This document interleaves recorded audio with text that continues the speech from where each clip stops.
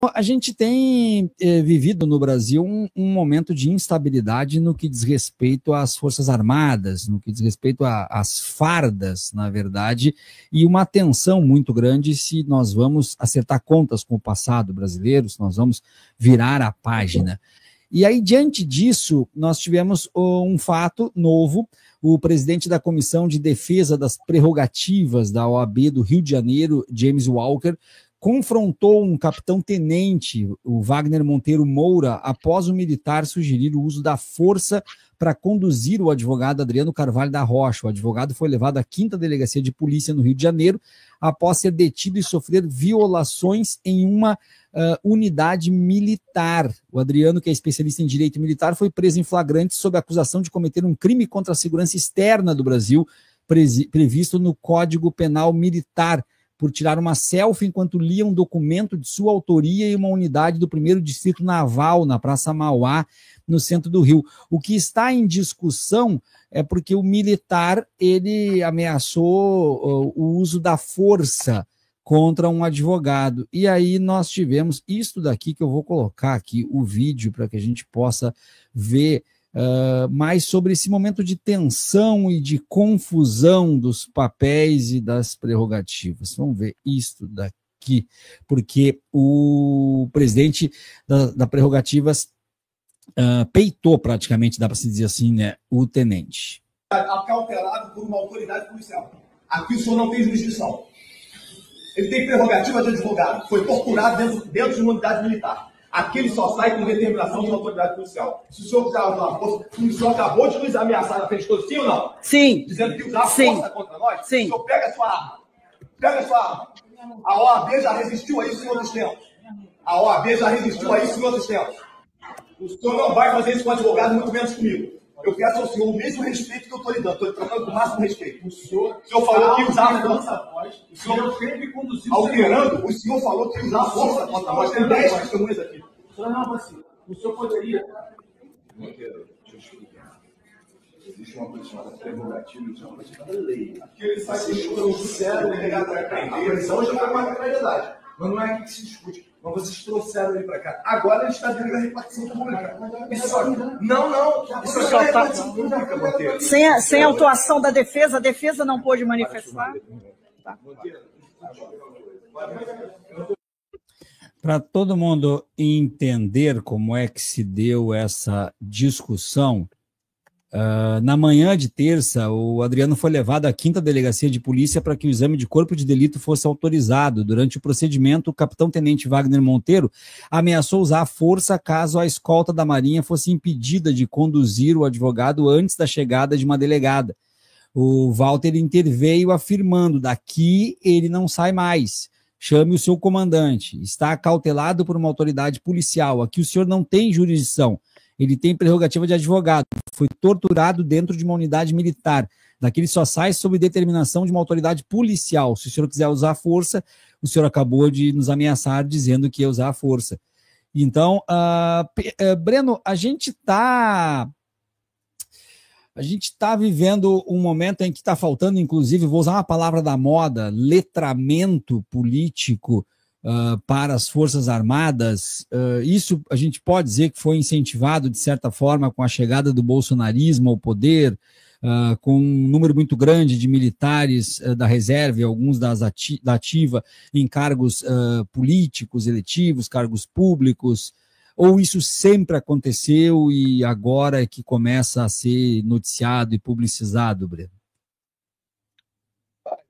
Isso sempre aconteceu, evidentemente pode ter se agravado no período bolsonarista, porque vamos dizer, a cultura da tutela militar ganhou um relevo maior, mas sempre aconteceu. Ou seja, essa contradição entre as Forças Armadas brasileiras e a democracia e os direitos democráticos é uma contradição permanente na história brasileira, não é?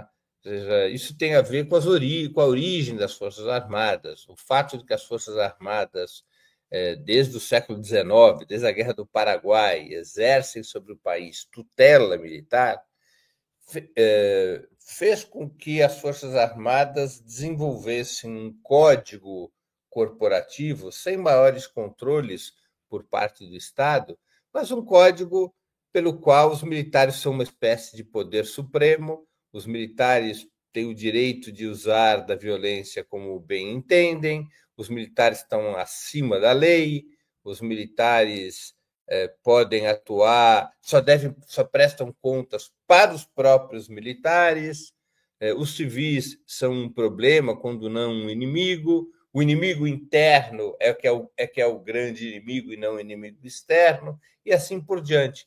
Evidente que isso se fortaleceu muito durante a ditadura militar, o longo período de ditadura militar, e, claro, recrudesceu com o bolsonarismo. Não é? O período em que Bolsonaro governou o país recrudesceu essa cultura nas Forças Armadas que sempre teve presente, vamos dizer ali, desde como disse, a Guerra do Paraguai, desde o século XIX. Né? É mais um sintoma, mais do que tudo, Viário, de que nós precisamos de uma reforma militar. E há, nesse momento, uma janela de oportunidade em função do desgaste das Forças Armadas com as tentativas golpistas. Uma reforma militar profunda que afete a formação dos oficiais, que afete o sistema de promoção, que afete a própria organização das Forças Armadas. Né? Nós temos que desmontar não só a tutela militar que, historicamente, as Forças Armadas exerceram no país, mas também todo o seu perfil. É uma boa oportunidade agora, é uma janela de oportunidade, como se diz, que há muito tempo não tínhamos. Há uma correlação de forças na sociedade, e arrisco a dizer, no próprio parlamento, que seria favorável a uma reforma profunda dessa natureza, que afetaria também, teria consequências, teria reflexos também em comportamentos como esses que o vídeo que você nos apresentou denuncia, né? Porque, olha só, gente, qual foi o ponto principal? O advogado, o Adriano Rocha, ele foi a uma unidade militar para protocolar um pedido em nome de um cliente dele. O comandante não quis receber ele. Ele entregou o documento e tirou uma selfie do documento. A partir do momento que ele tirou uma selfie do documento, ele foi impedido e recebeu voz de prisão dentro da unidade militar, porque ele estava tirando uma foto do documento que ele ia protocolar, mas que ninguém quis pegar. Quando ele recebeu voz de prisão, ele ficou incomunicável por 2 horas, sem acesso ao banheiro, mesmo depois de ter urinado na calça, o advogado, porque não pôde ir ao banheiro. Às 17 horas, ele foi autorizado a fazer um telefonema, e aí ele chamou a comissão de prerrogativas da OAB, que enviou o James Walker, que estava falando, e outros 10 advogados. Os advogados passaram a madrugada na unidade, enfrentando resistência dos responsáveis pelo flagrante.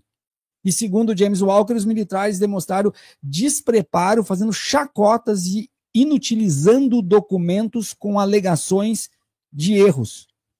Então, isso não eu já quero mudar a pauta, eu sei que o pessoal aqui está atento a tudo que a gente está falando, mas isso não tem um pouco de ambiente de ditadura, um pouco de ambiente de ainda estamos aqui, aquela coisa que tu vai numa unidade militar protocolar, tu é um advogado e aí tu quer tirar uma foto, te prendem, deixam tu urinar nas calças, tu passa por maus tratos, depois na frente dos advogados que estão lá, que foram chamados, tu inutiliza documentos.